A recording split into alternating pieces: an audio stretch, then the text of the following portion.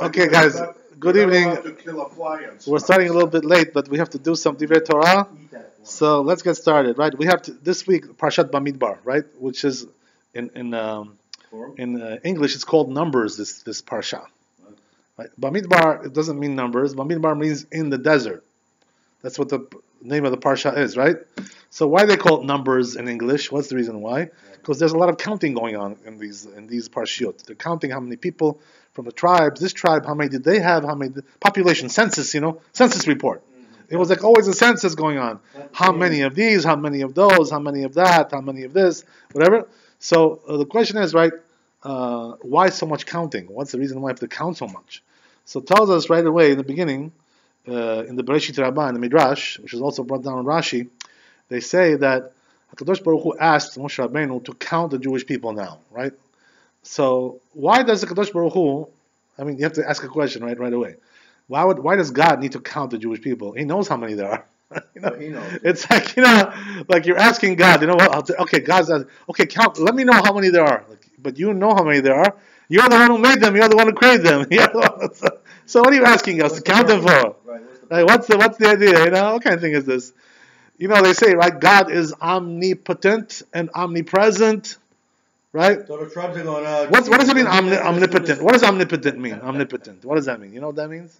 Omnipotent? Omnipotent means... he has unlimited power. He can do whatever he wants. You know what I mean? That's what it means. Potent. Yes. Omni, which is for everything. Potent, power. Right? So the point is, God can do everything. So if that's the case, right, he can do everything. What does he need us to count the Jewish people for? He doesn't know how many there are. What kind of thing is that, right? What the tribe is saying, so what's the answer? Tells us the Midrash. The truth is, right, HaKadosh Baruch Hu very well knows, of course. That's not the issue.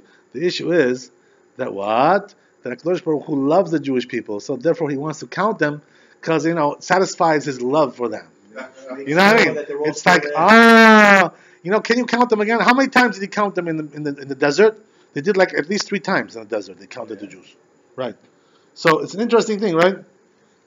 That this counting is because of love. So what it's compared to. You want to make a comparison. So it resembles the case of what do you call it? Let's say you have like a mother, right? Or something like that, and she has on her cell phone. She's got pictures of the children, so every time she loves her children so much, so she wants to see their pictures. Oh yeah, you remember that? Oh yeah, She always wants to see them. She knows who they are. Well, she doesn't know how many children she has. She doesn't know what they look like. So why does she always want to see them? Because the sentiment, there's a sentiment there. There's a love. There's a endearment there. So this is the reason why HaKadosh Baruch Hu wants to count the Jewish people. Oh yeah, you. Oh yeah, I like you. Oh yeah, you again. Oh good, I see you again. When you love somebody, you always want to look at their pictures and see them, recount them again. This kind of like a sentimental thing. Whatever. So this is the reason why HaKadosh Baruch Hu wanted the Jewish people to be counted so much. Otherwise, what's the purpose of it, right? He doesn't know how many there are. So this is exactly right what it says over here in the Pirkeh Avot as well. I'm going to connect the Pirkeh Avot with the Parsha as well. So it says over here something like this. Chavivin Israel shenikru banim lamakom. It says, right, that the Jews are beloved, that they're called the children of God, right? The Jews are all children of God, right? Chiba yetera nodata lahem shenikru banim lamakom. So he says, I'm going to answer your question. I know what you're going to ask, right? I know that. I know that's the obvious question, right? Yeah. Obvious question. So it says, right, that they're called children of God. Where do we find that? Right? It says in the Torah like this, right? Banim atem la Adonai Elohechem, right? It says that you are the sons of God. It says, right, about the Jewish people in the Torah. That's what it says. And therefore you see from there, right, that all the Jewish people are the sons of God, the children of God. So there's a special love there. There's a special closeness. And it says there, right, so therefore, since he loves them so much, right, Chavivin Israel shenitan lehem kli chemda. So therefore, HaKadosh Baruch Hu gave them a very special gift because he loves them. What is that? The Torah. Right? As it says, Chiba yetera nodata lehem shenitan lehem kli chemda shebo nivra ha'olam. So he says he gave them the Torah, that the world was created from the Torah. Right? It's not that the world created the Torah, like we created. No. The world was created from the Torah. So just the opposite. You understand? So because of that, Kadosh Baruch Hu loved the Jewish people, He gave them the Torah. He's beloved to them, right? So that's the idea. So now, if you're going to ask me, wait a second, but everybody's the children of God, right? Like they say those, evangelicals, whatever, those guys in the churches. We're all the children of God, they say, right? We're all children of God. So what's the difference between us and them? That, it's like you have, but the question is why? Why were we chosen? That's the question, right? Why? Because why were the Jewish people chosen? Because they accepted the Torah. They're the only nation that accepted the Torah. All the other nations said, bye-bye, sorry, but, I can't, that's too much, too heavy on me, I need a more simple religion, like just to press a few buttons, go whatever, and then presto changeo, this kind of thing, But the Jewish people were the only ones who said, oh yeah, we'll take that, everything you give us, we'll take. That's the idea. So therefore, since the Jewish people are the only ones who accepted the Torah, so therefore they're very beloved to HaKadosh Baruch Hu. And this is the reason why He wants to count them all the time. This is the idea, understand? Because of the love and the sentiment that He has towards them. Right? So regarding what we said about the Torah, what does it say about the Torah? Shenemar ki lekach tov natati lachem, Torati al ta'azov. When HaKadosh Baruch Hu gave the Torah to the Jewish people, He told them like this: I gave you a good gift, right? And don't abandon my Torah. Don't you dare. You know what I mean? Stick with it all the way through. Through thick and thin, you got to stick with the Torah. That's the idea. That's the. So He doesn't consider the Goyim children. So what's the idea? The idea is like this. You know what it is? For instance, let's say a person has children, right? They all came from him, but some of those children, become like very bummy, like very degenerate. They start to start to steal and rob, and rob apartments and do all kinds of things. Like your friend, this guy, whatever. So they criminal, violence. This crime doesn't pay, right? Violence doesn't pay, right? Violence, this is what. So people like this, what happens with them? They get kicked out of the home. They kick them out because they're afraid. This kid may shoot me. He's my son, but one day he's gonna come and shoot me. He's gonna kill me. This kid. You know what I mean? He's dangerous. He's gonna cause us some damage. He steals from me. He steals my stuff. I can't leave this kid in the house. Dangerous. Dangerous boy. So he throws him out. You know what I mean? That's what happens. So okay, but technically I'm your father. But, I don't want you in my house. You know what I mean? Excuse me, but, get out of here. I'm not interested in having you in my home. You're allowed to You know what I mean? That's exactly what happened with Ishmael, right? The Kadosh Baruch Hu told Avraham Avinu, throw out your son Ishmael. He's a bum, Throw him out. Not according to the government. You know what I mean? Not according to the government, right? So what are we talking about, right? When a person degenerates like that, he starts to also ruin the other people in the family. Let's say you have a Jewish family, right? One of them became like a Christian, idolater, So what are you going to do? Leave him in the house and so you ruin all the other kids? Yet, you got to throw him out. What can I do? And yet Esav controls the world. And yet Olam Hazeh, it belongs to Esav, right? Olam Haba belongs to the Jews, right? Olam Hazeh belongs to Esav. That's the way it is. That's the idea. Now what about the righteous Gentiles? Yeah, okay, so that's good, but... The true believers. Right, but still, you know what it is? I'll tell you something interesting, right, regarding that. So the truth is, there are righteous Gentiles, and there are also wicked Jews.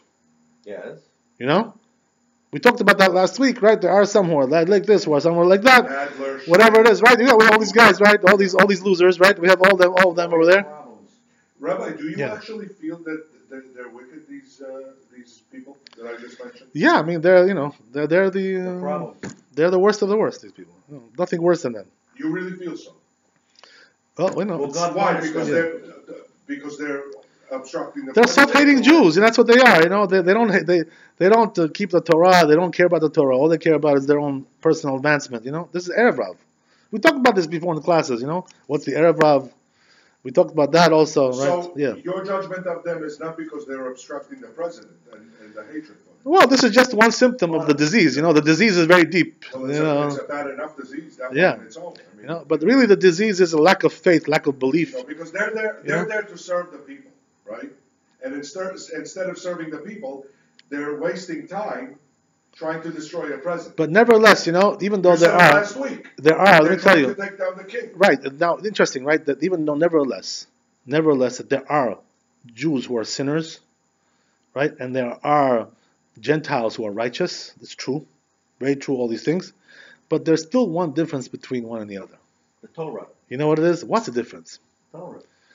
There's still one particular difference that they say, right, that even though the Jew is a sinner, nevertheless, right, most Jews, if you're talking about the vast majority of Jews, do not relinquish their religion altogether. They don't abandon their religion and go to church, and become Christian. There are some who do that too. Yeah. This is Esav. Esav was also a Jew. Bob Dylan. You know what I mean? Esav, what was he? He was a Jew that became a renegade. That's what happened, He came from a Jewish family. Yeah, but Bob Dylan came You know what I back mean? to it. That's the idea. So They had a little taste. the difference is like this, Rabbi, that there are many Jews who are secular, mostly. But nevertheless, they don't abandon the religion altogether. They still keep something, they still have some mitzvot that they do. They feel like Jews. You know what I mean? Yeah. So what does that mean? That he's better, that person, than the person like Esav. Why is that? Because Esav, he totally relinquished Judaism altogether, abandoned it altogether, So actively. you're saying the worst Yeah. Jew is still better than the most righteous Gentile? So we're saying, right, that a person who's a Jewish sinner, that's what the Zohar Kadosh says, right? That the Jewish sinners are not like the Goyim. They're not the same. What does that mean? They sin, but they don't abandon altogether Judaism. But the ones who abandon altogether Judaism and they say, I want a different religion. I want a different way, to do it. This is a person who's totally out of the picture. He's not part of the family anymore. You understand? So this is the difference. You understand? So the Jews, they do sin, but they're still part of the family, most of them, unless they totally relinquish. They could be Like corrected. Esav, because Esav totally relinquished. That's what happened. You know what I It mean? could be corrected. What does that mean? He relinquished the religion. He didn't want. He sold it out. He sold it. He gave it to Yaakov as a gift and sold it to him, and all these kinds of things. So how much more of a, can you reject, right, the Torah than that? You say, listen, I don't want any part in that. I sell it to you. I give it to you for free. Yeah. Just get it off my hands. I don't want anything no part in that. So when a person goes so far like that, he's considered to be already out of the family altogether, right? So there's a difference between the Jewish sinners and now the righteous Gentiles, right? There's interesting, right? That they're also considered something interesting. Why is that? Because there are some Gentiles who are, like you find, there are some, like, they're devout, they're righteous people, but they still have some false beliefs in their head, about God, about this, this guy, what they think about him, all this, this loser, they think he's still some kind of a Messiah or God or whatever, some kind of thing like that. So these people, there's a name for that term as well. That means, like, it's called klipa shekroba lekdusha. You know what that means? That they're on the side of the tumah, of the impurity, but they're close to the holiness. In other words, they're like almost there, They need like a little bit more to get in there, but they're not in. So there's a guy, who's outside, but he's like very close to you, like he can talk to you, through the window.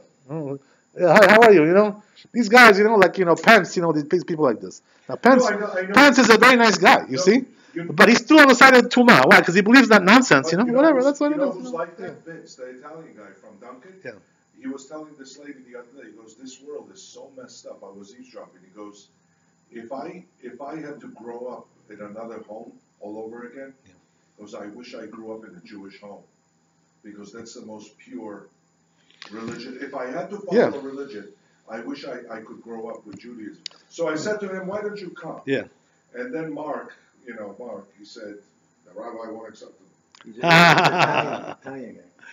Well, we do accept converts, if He's they not want to gonna convert. That's convert. something else. He's gonna Okay, come whatever. listen, Listen, he may convert. But You never know. question I don't to you think so, but, is he allowed to come Yeah. while he's not a practicing? Depends what his intentions are. wanna Depends teach him? depends on what his intentions are. You would think you would want to teach him or preach to him, or whatever way you wanted to call Depends. I have to speak with him and see what he's interested in doing. It's fine. I would speak with the guy. Speak with what Right, he wants exactly. to do. Whatever, We don't reject In general, people. no, though. We don't reject anybody. You know what But I'm in saying? general, no. No, why no? Why? No, Goyim. there's no reason to say no to anybody. He's good. Depends on what he wants to do. That's what his Real intentions goy. are. Okay. So anyway, the point is, Rabbi, you see He's from a here confused boy. that there are Jews, that are now we're going to talk about the banners, right? Because in this parsha, it teaches you about the formation that the Jews were walking in during the stay in the Midbar, in the desert, right? So that's called the Degalim, right? Those Degalim, what that means is there was a formation that they used to walk in. The tribes had a certain formation. So they say, right, and that the formation was like 4 different camps formed out of, and there was also one in the middle, the 5th one in the middle, right? So we'll explain now what that means, right? We had in the forefront, we had the three tribes, right? Which was Yehuda and Issachar and Zevulun, right? Those are the ones who were going on the eastern side. The tough guys. Tough guys. Okay, it's a good way to put it, right? So these guys, what's their nature, right? The reason why they're walking in the forefront is because they're the leaders of Am Yisrael. They're the leaders of the Jewish people, right? What does that mean? Yehuda is the king, right? He's the one who has the malchut, the kingdom. He's the one who's the leader, right? There was also Issachar. So Issachar, right, has also another element of the leadership, which is they were experts in Torah. They were the chachamim. They were the big scholars. You know, Keeping everybody in line. and Zevulun, right? And Zevulun, right? These were the ones who were sitting in the court, you know, formulating, you know, Laws. right? Exactly, formulating laws. Yes. Right. So then we had Zevulun, right? Zevulun is the money department, right? The financial, Oh, boy. because in order to have a kingdom, you need also financial, you know, wherewithal. You know, you're right. Exactly. You need broad shoulders. You need to have a budget. You know, you got to have right a place to pull out for. Right. Exactly. You need money for that. So therefore, since you need money, Zevulun, they were the ones who were the big businessmen, you know, who drew a lot of money in.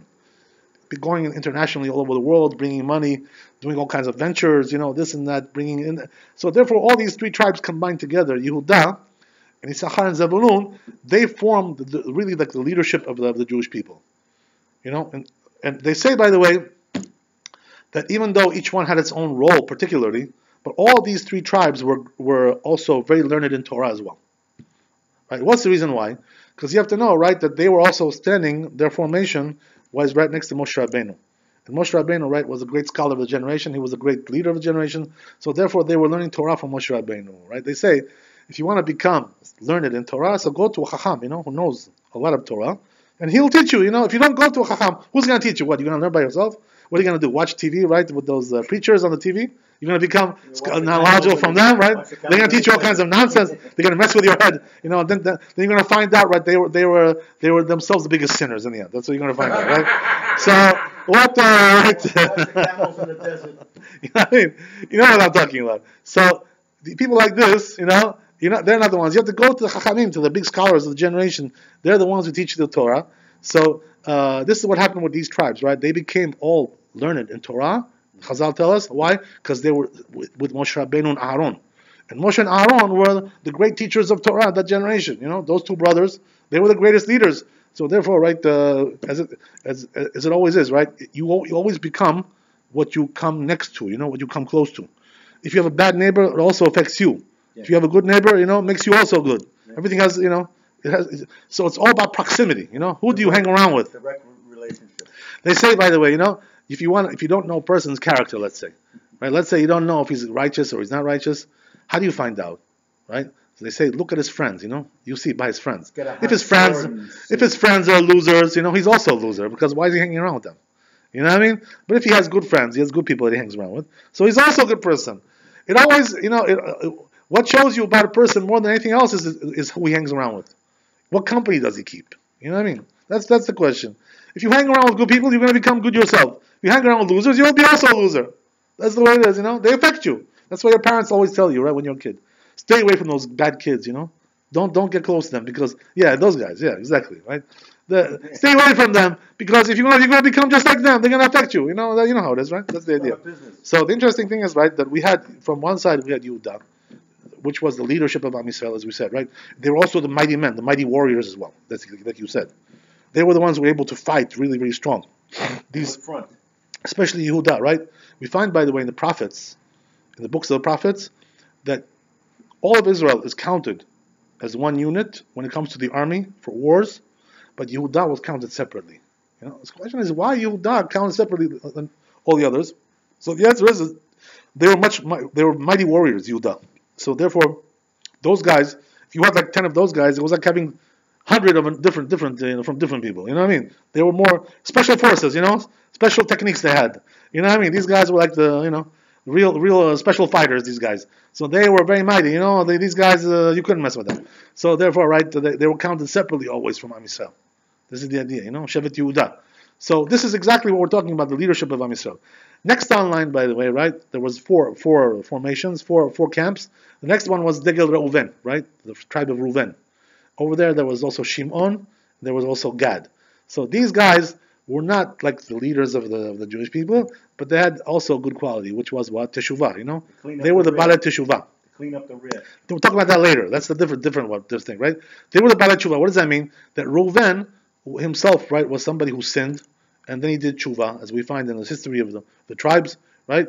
So therefore, what happened was, right, that tribe has this quality of, like doing a sin, and then, repenting and, becoming a Baal Tshuva, then becoming close to God after, it does a certain sin, regretting his act, right? This was the idea.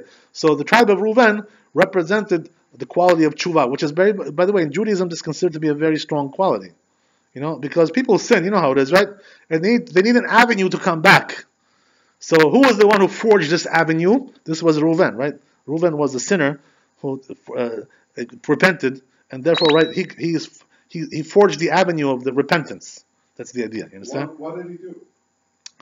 What did he do? That's a good question, right? Some say there's a machloket in the Gemara. We talked about this before. Maybe you weren't here, but some say that he disrespected his father by going into his wife's tent, and messing it up. He made a mess, like he took the bed, and Gadat he disrespected his father. That's one of the 10 commandments, respecting your father. You go on, and you mess up you go into, let's say a person goes on a rampage, he goes into his father's bedroom, and throws things, takes his closet, throws things around, and takes his bed, overturns it, this kinds of things like this. This is sick, a person who can do such a thing to his parents, what kind of behavior is this? Very sick. Whatever. So the point is, right, some say it was that. Some say he also did something with his wife as well. There was some kind of hanky-panky there that went on as well. You know what I mean? Okay, whatever. There's two different opinions over there in the Gemara, but the point is, right, that he repented after his sin.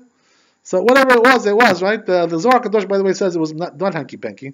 It was more, there was a disrespect that he showed for his father. Right? Yeah. How does one repent? The Rambam talks about that, right? How does a person repent? The first thing is to regret what you did, say, Confess your sin. Right? Confess, right? Exactly. Regret, confess, and then take on to avoid that, from now on and forward, right? That's the idea. It's basically three steps, basically, right?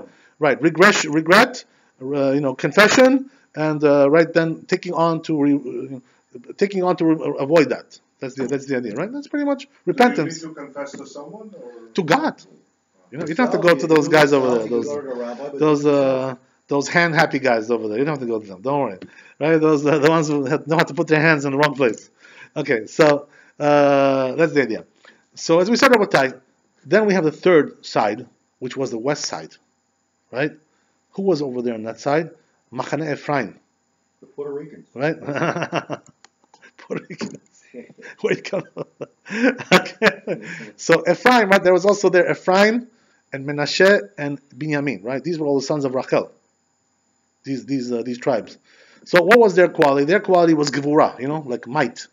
What does that mean? That they knew how to do like judgments, like very, if something needed to get done, like something drastic, they were the ones who were able to like take the, Enforcers. right? Those guys were, they were able to like, to take on, like a challenge, in order to like, to put everything back in its place. You know what I mean? To like vigilante kind of behavior. Mm-hmm. Like very strong.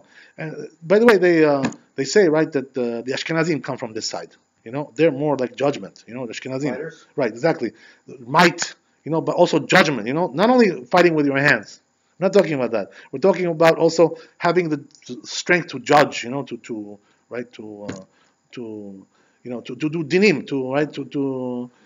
To judge everything and to carry out the judgment as well. To enforce judgment.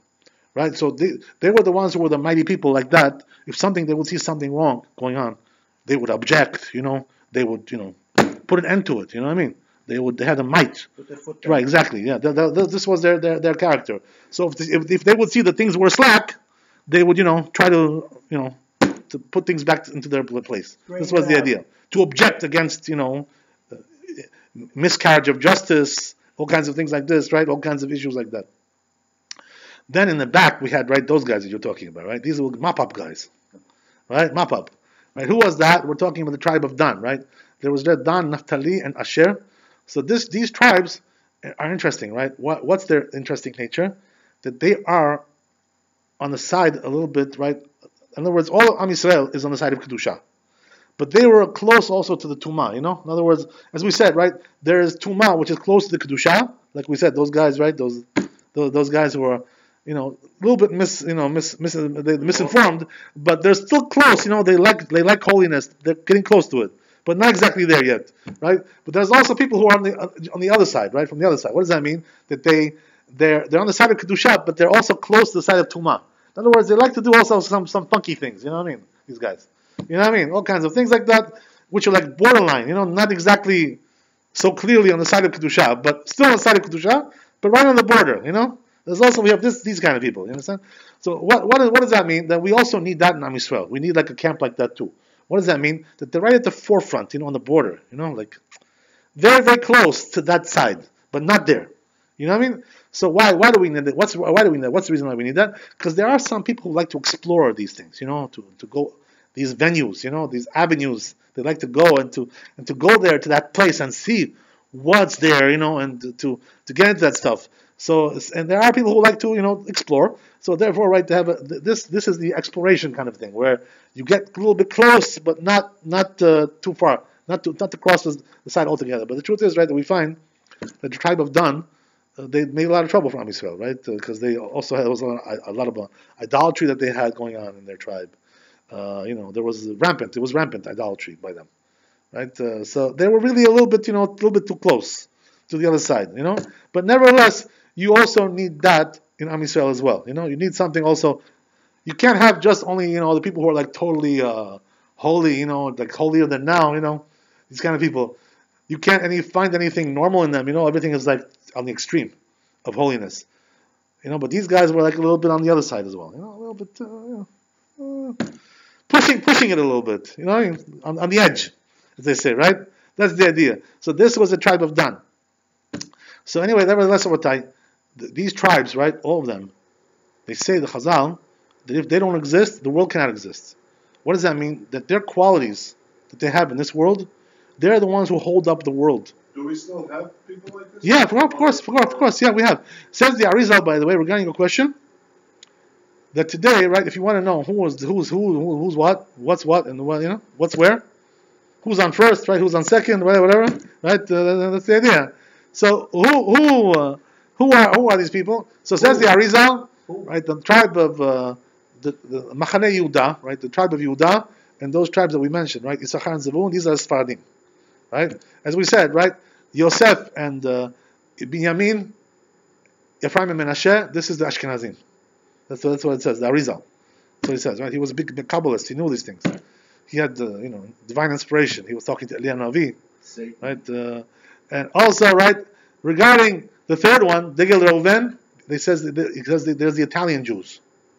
Today we don't have so many Italian Jews. They moved out of there more or less, But one day there was a big community there, right? Yeah. They're not, by the way, the Italians are not Sephardi. They're not Ashkenazi. They're like something, different denomination altogether. Thing. Yeah, it's a different denomination a little bit. You know what I'm saying? The truth is that in the end, then it became more like the Italians conformed, or they went to the Ashkenazi side or the Sephardi side, but still, nevertheless, they had their own customs, by the way, the Italian Jews.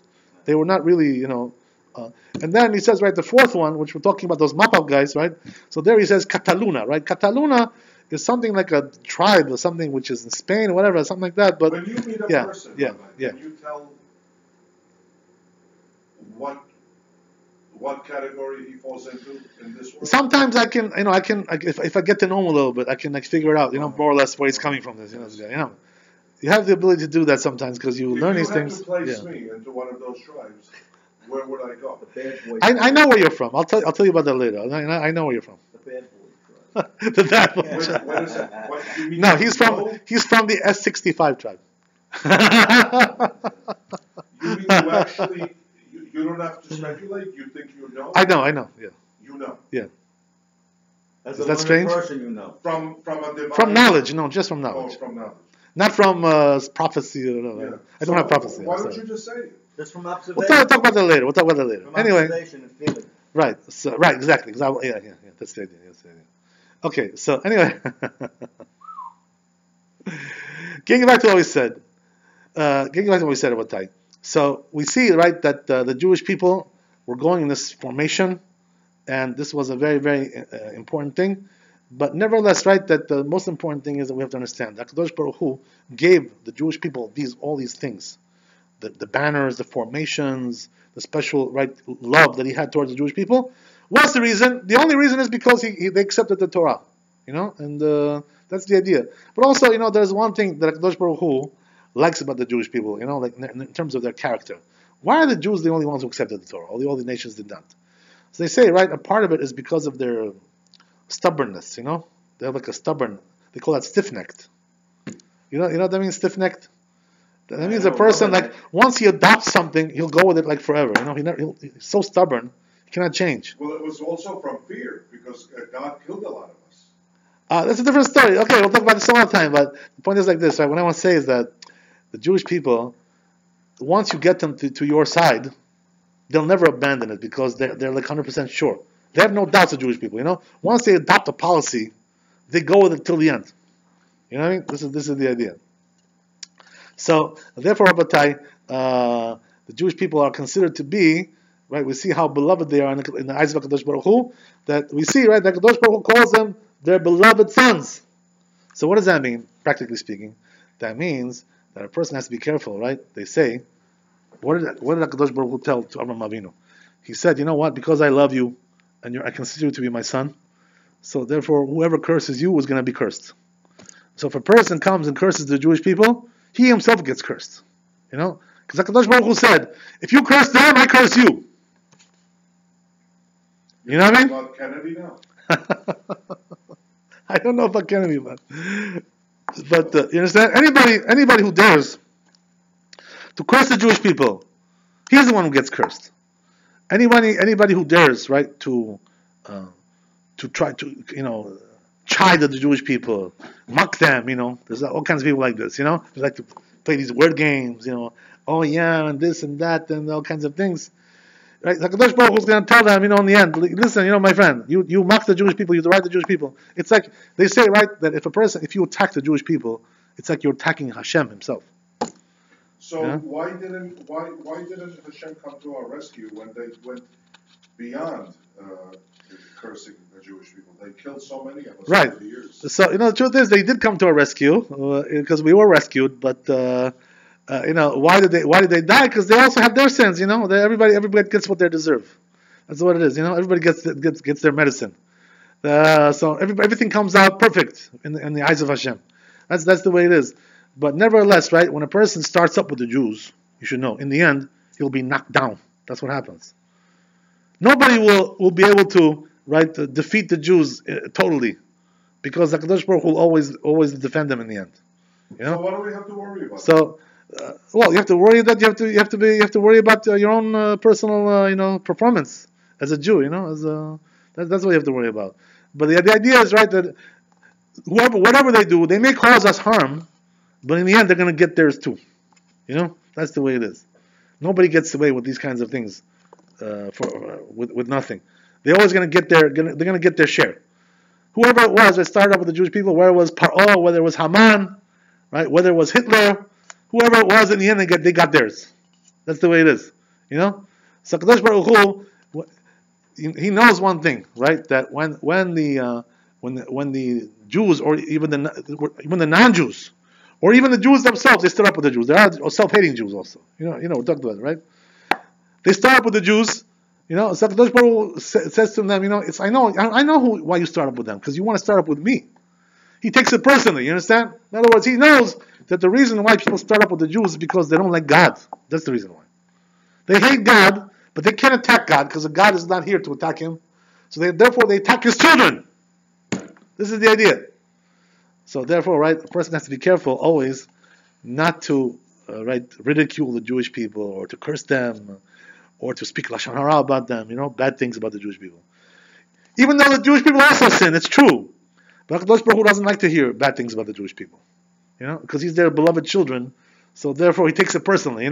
When you attack them, it's like he considers like you attack me.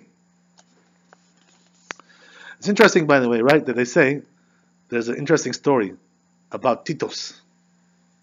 Titus, the one who destroyed the second temple. This guy went very far. What did he do? He went inside the temple, right? When he destroyed the temple, he went inside there. He did all kinds of all kinds of horrible Yeah. things there. One of the things was he took a prostitute in there, and he fornicated with her Yeah. inside the holy, He did holy, other sick things. yeah, basic things he did.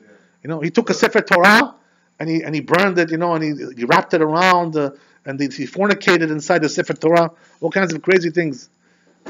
They say, right, that why didn't HaKadosh Baruch Hu, the question is, why didn't HaKadosh Baruch Hu strike him, for doing such a mockery of God, right? Such a thing. So we see from there the humility of God. What does that mean? That when he wants to not answer somebody at the moment, he doesn't answer him. He lets him do whatever he wants. In the end, though, he's going to get you. And that's exactly what happened to Titus also, right? He also met his fate. HaKadosh Baruch Hu, right, destroyed his brain, and killed him in the end. That's what happened to him. He thought he was invincible, right? But in the end, he found out that he wasn't invincible. That's the way it is. So they all meet up with their fate by attacking the Jewish people. This is the idea of what time. Okay, we're going to say one more thing. We'll stop here. So it says, right, that interesting thing we find. Rabbi, does the Torah believe in devil worship? Kabbalah. God. You guys are. Or the Book of Job. Okay. No? Book of Job is the devil, no? So tells Pirkei Avot, write something like this. Kol she'en ruach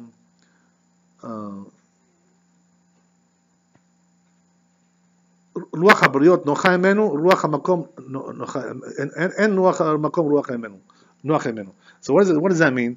That when you see a person, right, people don't like him. He's hated by people. Everybody hates him. They all tell you. If you ask him, oh, this guy, as Ubeduri, tells you, like, this guy, oh, curse him, he's a bad character. He's a bad guy. If you see people that don't like a person, right, in general, he's not liked by people. That means that also God doesn't like him as well. That's what Pirkei Avot tells you. You understand? Why is that? Because since so many people don't like him, he's considered to be like an outlaw, outcast, kind of person who's not accepted in society. You know what I mean? That's also a sign that Hashem also doesn't like you. Because if so many people don't like you, you have to take that into account and understand that there's a reason for that. That you cannot be just because it's a coincidence. Nothing is a coincidence. If the most people don't like you, especially good people, decent people, they don't like you, because you don't behave properly. That's a sign that also God doesn't like you. So when a person, what does that mean? So when a person meets up with such a situation like that, where people don't like him, he's not liked in the community, that means he has to change. He has to, start changing his character, developing his character more, becoming more refined, more gentle, more kind. There's a reason why people don't like him like that. That's the idea. So the Pirkei was telling us. Also, right, it says over here, המחלל את הקודשים, המבזה את המועדות, והמלבין פני חברו ברבים, והמפר בריתו של אברהם אבינו, עליו השלום, והמגלה פנים בתורה שלא כהלכה, אף על פי שיש בידו תורה ומעשים טובים, אין לו חלק לעולם הבא. So there are some people, it says in the Pirkei Avot, that don't have a portion in the world to come. Right? Because of their sins. So what are the sins that it brings down here? They don't have a portion in the world to come. So it tells you, first of all, right, that he disgraces the holidays. What does that mean? That the holidays that we have in the Jewish people, he doesn't keep them. He doesn't care about them. He treats it like a normal weekday. Nothing happened. This is not nice. Because these holidays are right. These holidays, not even that, they go to work also, right? These holidays are considered to be, there's a reason why they have. When you honor the holidays, you're honoring God. But when you disgrace them, you disgrace God too. You know what I mean? Because he's the one who decreed these holidays. They didn't come from the sky. They didn't drop down from the sky. Hashem gave you these holidays. So a person who disregards them, that means he disregards God as well. He has no regard for these things, for holidays. Pesach, Sukkot, Shavuot. Now we have Shavuot coming up, right? After Shabbat. 2 days of Shavuot. And he's going to just disregard, and do like a regular weekday. Nothing. Not going to go to shul, not going to make any seudot, no meals, no nothing, right? No prayers, no study of Torah, no nothing. Nothing, nothing happened. Just just a regular weekday. the total disregard for the sanctity of these holidays. Now that's number one. Right? Number two also. Hamalbin panei chavero barabim. Right? This is also one of the most important ones. What does that mean? Disgraces people in public, right? He takes a public forum and he starts like mocking somebody, and making a monkey out of him over there. You know what I mean? This is not nice to do such a thing like that. Why is this considered to be so bad that a person has no portion in the world to come? Because you know what we're talking about here? It says Malpin b'nei chavero. We're not talking about somebody who's your enemy. Okay, if he's your enemy and you speak against him, that's like normal, I mean, you hate the guy. He's your enemy. Okay, so that we can understand why you mock him and disgrace him, but why would you want to disgrace somebody who's your friend and speak about him in a derogatory manner? Yeah, well, he was the master. This is the idea. Why do you want to disgrace your friend? For what? He's your friend. You have no regard. You have no respect for him. So when a person has no respect for his fellow man, even though he's his friend, he has no respect for a person like that. That means that he's totally senseless. He has no sense about what's what and what between man and your fellow. Between man and fellow, he has no regard for that. Having respect for people. Kadosh Baruch Hu hates people like that. If there's no respect, no regard, no consideration for anything. Just me. Oh yeah, I put people down. Yeah, I make fun of them. Yeah, because if I make fun of him, why? They'll get a good laugh out of it. Everybody will get a good laugh. Oh yeah, but he's your friend. You don't care about his. Did you embarrass him? You disgrace him? Nothing. Zero. This is a person who has no portion in the world to come. Like he's habitually does these kinds of things like this. Disregards his friends. Even his friends he doesn't care about. I'm not talking about his enemies. You understand? This is the idea. Right? Also, there's another one. Kadosh Baruch Hu says over there he hates them. These people. You know who they are? Hamefer Beito Shel Avraham Avinu. You know what that means? This is a really serious one, right? That a person doesn't do the brit, right? Doesn't do circumcision. Now there's different levels of this, right? There are people who don't circumcise themselves as well. What does that mean? That there are people who their parents didn't circumcise them, and they also don't want to do it on themselves either. They know they're not circumcised, and they don't care about it. Just go on living like that. A person has to take care of that. There are people in Russia that grew up like that. They were not circumcised. You know how it is, right? Moscow, they were like very assimilated over there. I know a lot of them. Right. So they're not circumcised, So a person who was not circumcised, he has to make sure he gets, because if he doesn't circumcise himself, he has no portion in the world to come. That's what it says. Right? This is a very severe thing. Because this is considered to be one of the main tenets of Judaism. The main, this is something you cannot ignore. You go to the hospital and do it. Right, but you need to be done by a Jew, not by a goy, not by a doctor. You know what I'm saying? The doctor can give you anesthesia. That's something else. But it has to be performed by a mohel. You know what I mean? The actual cut. It has to be done by a Jew. So a person has to make sure, right? But there's also another form of this. A person could be circumcised, but he makes himself uncircumcised by the way he behaves. He gets rid of his brit milah by his behavior. What does that mean? Right? That he does all kinds of sexual sins, Like, going with a goya, marrying a goya, going with a, shiksa, They're going with a shiksa. So a person, they say, right, who goes and marries a shiksa or has a girlfriend like that, goes steady with her. The brit milah that he had when he was a child, he loses it. Grows back. Right, yeah, grows back, exactly. Comes back. Spiritually comes back. Even though physically it's gone, but spiritually comes back. So therefore, a person like that has no portion in the world to come. Why is that? Because it's like he didn't do the brit. They say, right, these people who commit adultery, they go with married women, or they go with a goya, these very big sins like that, or he goes, homosexual, one of these guys, these transgender people, you know what I mean? These people are, 3 bathrooms, right, exactly, in the White House, right? So this is the idea of a tie. A person who does these kinds of sexual sins is considered to be like he's getting rid of the brit. The brit is going, even though he had one, but it's gone. This is the idea. So this is considered to be, right, one of the main points of Judaism, that you have to get a brit milah if you don't have one, and if you have one, make sure you keep it. What does that mean? Don't do sins that cause you, right, to lose your brit milah. This is the idea. You understand? Adultery, going with a goya, all kinds of things like this. These are very major sins. A person who keeps with these sins like that goes on until he dies. He doesn't do tshuva. He has no portion in the world to come. All these things that we mentioned now, they prevent the person from getting into the olam haba. He dies like a goy. That's what happens. It's very severe. One more and we're done, right? So it says over here also, right? This is considered to be more like a scholarly sin. Right? What does that mean? There are people who study Torah, they study Bible, but they take out of context, the things that are written there and misinterpret in order to come up with their own, heretical ideas about what it says there. Understand? Like these, these morons, like Farrakhan, People like that, they take the Bible and they misconstrue the Bible for their own sickness, for their own sick ideas. To write, what are they doing? Taking everything out of context. So a person who does that, he mocks the words of Torah. So there are some people who mock. They say, why do Torah have the right to write this? Why do you have to write that? It's a joke, this kind of thing. Makes a joke out of it.